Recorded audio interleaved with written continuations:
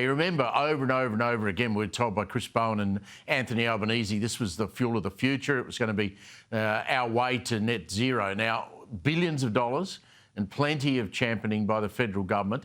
It seems reality is starting to bite. I shouldn't laugh because, I mean, if you could get these things off the ground, it might be a good idea. But news today that Australia's largest green hydro project, this was worth $12.5 billion, by the way. It's got a plant and a pipeline. It's at Gladstone in Queensland. Well, it's been axed. I mean, it falls off the back of lack of progress for a $100 billion pipeline of ambitious green proposals in a sector which Anthony Albanese says, well, that's the future. And this is made in Australia. We're going to be a global player when it comes to green hydrogen. Here to discuss the matter is the Centre for Independent Studies Director of Energy Research, Aidan Morrison. Aidan, glad to have your expertise here. Before we get into why this thing's fallen over, can you just briefly tell me what green hydrogen is?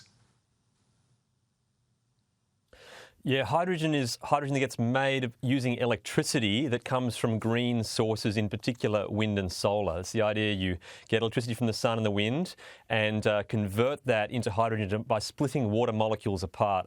It's extremely energy intensive and relies on the electricity being essentially free, and even then there's very expensive materials and equipment required, and so it hasn't really taken off anywhere in the world at all. One of the great salesmen of this product, of course, was Twiggy Forrest, and I think he's also pulled out of a number of projects. What is causing these schemes to fall over? Is it cost? Is that what the accountants get hold of the planning and go, well, hang on a minute, that's just not going to add up? Yeah, that's pretty much it. This has never stacked up economically and from an engineering sense. Hydrogen is the least dense gas there is known to man. It's basically the hardest thing on Earth to compress and store and move around. And so making this your panacea energy solution to everything we need to get to net zero was never going to work. There is not demand for it. No one would ever pay the plausible prices that are required to produce this stuff. So you use the word pipeline. A pipeline it is not. A pipeline, everything that goes into the top of a pipe comes out the bottom eventually. This is a parade of vaporware. Absolutely every project that starts down the runway disappears off with a puff of smoke. And this is happening again and again. It's happening all around the world. I don't think hydrogen really ever is going to happen at anything like the scale it's imagined, because it faces fundamental uphill engineering disadvantages compared to other energy sources and energy storage methods like natural gas. Yeah, and don't get me started on nuclear, which we all agree we should be looking at. Is anywhere in the world making green hydrogen and powering stuff with it and doing it successfully?